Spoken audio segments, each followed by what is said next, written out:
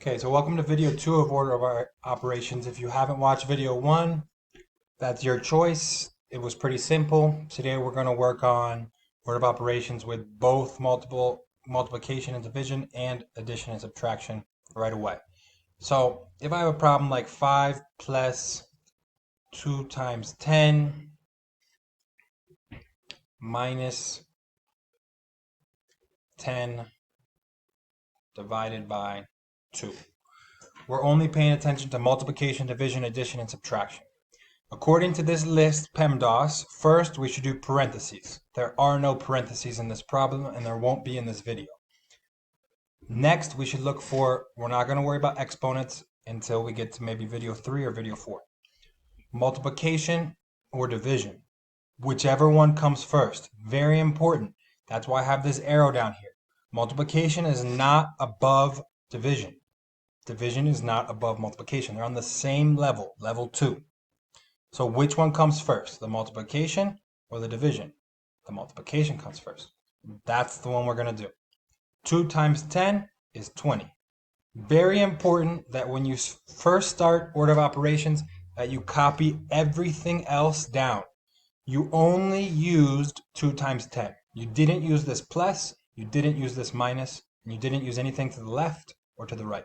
So everything else we're going to copy. So that's why I'm going to write 5 plus again. And I'm going to write minus 10 divided by 2. Why do I do that? Because now I need to make a decision. What am I going to do next? Addition, subtraction, or division?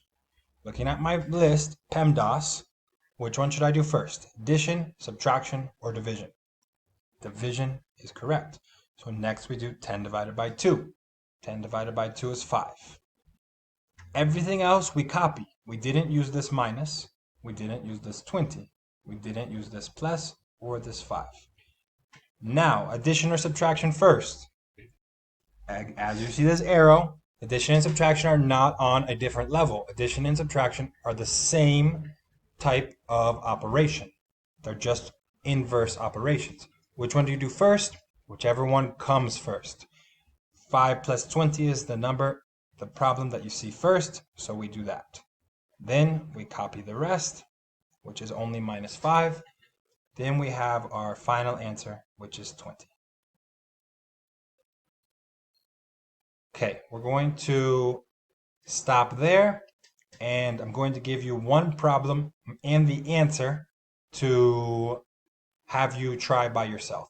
So I'm going to do 6 plus 3 times 5 plus 15 divided by 3. The answer to this problem is 26. Most teachers will tell you it doesn't matter if you know the answer. I don't care if you can type it into a calculator or what. I care if you can follow instructions. I care if you can follow step by step. I care if you can show your work level by level by level, carefully organizing your thinking and your work. Can you do that and get 26 at the end of the video? You give it a try.